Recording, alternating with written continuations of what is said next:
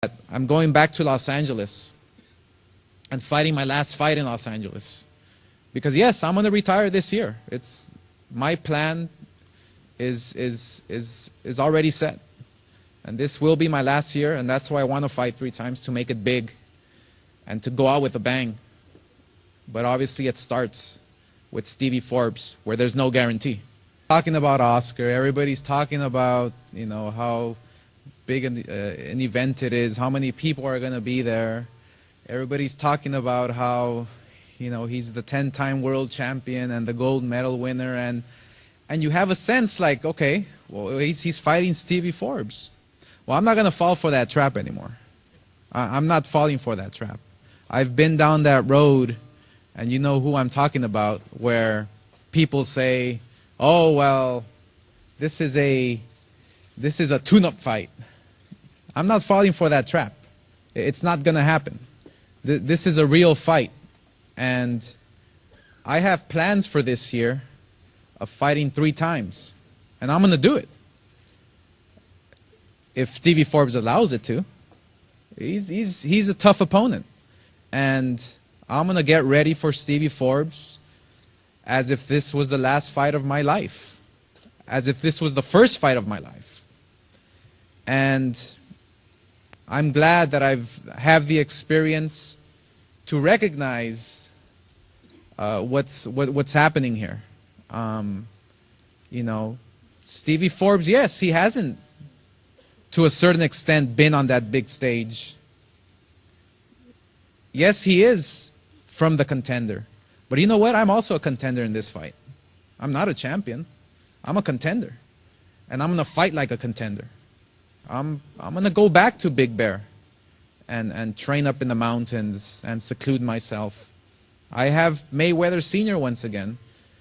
So I have to humble myself down, and I have to go back to the roots of where it all started. And I'm glad this event is live on HBO, not on pay-per-view, which is amazing. This, yes, like Richard was saying, this fight can have easily been on pay-per-view, and, you know, everybody would have been happy, you know, obviously except the fans, because they would have to pay. But this is a thank you to everyone. This is a thank you to all the sponsors. This is a thank you to HBO. This is a thank you to the Contender Group, to Jeff Wald. This is a thank you to Stevie Forbes for accepting this fight. Because I know when I face Stevie Forbes up in that ring on May 3rd, he's going to be a whole different fighter. I already know that. And so I'll prepare myself the way I'm supposed to, and I'll be a whole different fighter. I'm really looking forward to something exciting on May 3rd because of it being on HBO. I think that's key, not only for this fight but for boxing. I think it makes a big statement that we can have this fight being watched by so many people and not have to pay. And then with the activations that Tecate is going to do and Cazadores and everybody else, I mean, they're going to, what is it, $20? $25 off if you get HBO. I mean, it really makes me happy that we can give back to the fans, to the people who have supported boxing for many years and are going to continue to support boxing for years to come. I made sure that I told Richard, look, this event cannot be priced at those prices that you see in Vegas, or those high prices you see in those big pay-per-view shows. So we have roughly 20,000 seats, less than $75.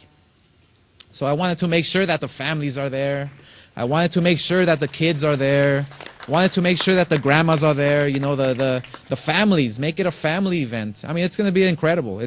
Thanks a lot. I want to thank Golden Boy for giving me the opportunity. This is my 3rd fight on the Golden Boy show, and I'm happy to be fighting the Golden Boy. So, you know, it won't be any trash talking. You won't hear me say I got $300,000 watch and this and I got a $100 watch and that's too much. You know what I mean?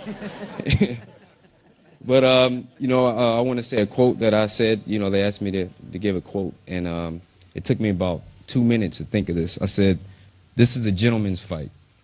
This is a fight between 2 masters of the fistic arts. And master meaning anytime you won a world championship in anything, I think you've some way mastered the part of that sport or art. One who happens to be the face of that art, which is Oscar, and the other, myself, is a guy that's never had the opportunity to prove he belongs until now. So I will come to win, and I'll be ready. Thank you. This is the biggest fight that, you know, I'll ever have. You know, even when I beat Oscar, it'll be no bigger fight than this, you know. So this is the biggest fight, the biggest name in boxing. So I'm doing everything more, you know. Everything is intensified, you know.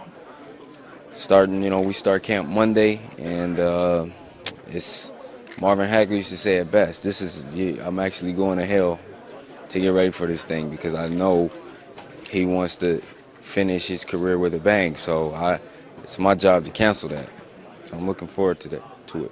You're on the Contender, right? Yeah. So you guys know you're pretty familiar with each other's fighting styles and everything? Oh, absolutely. Yeah, I mean, I've been watching Oscar since 1992, you know, since he was on the Olympics. I think it definitely, you know, you have that sense of, you know who you're dealing with.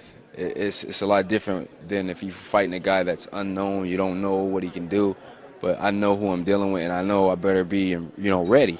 And, you know, I'm coming as underdog. I've been the underdog my whole life. So it's no, you know, you see a lot of guys, they get an opportunity like this, they're stage fright, man.